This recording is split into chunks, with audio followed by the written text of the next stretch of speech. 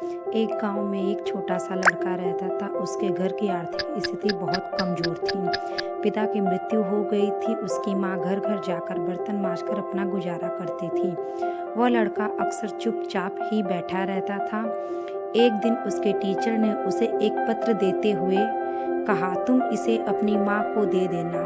उसकी माँ उस पत्र को पढ़कर मन ही मन मुस्कुराने लगी। बेटे ने अपनी माँ से पूछा, माँ इस पत्र में क्या लिखा है? माँ ने कहा, बेटा इसमें लिखा है कि आपका बेटा कक्षा में बहुत होशियार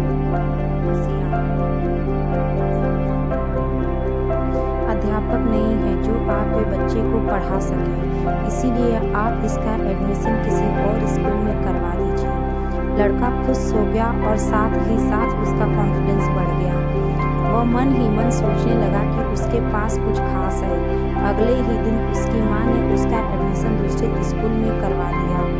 उस लड़के ने मन लगाकर पढ़ाई की और एक दिन अपनी मेहनत के दम पर बड़ी सफलता हासिल की।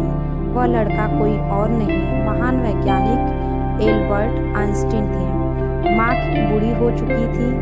एक दिन अचानक ही मृत्यु हो गई। तभी अचानक उन्होंने अपनी माँ की अलमारी खोली और उनके सामानों को देखने लगे।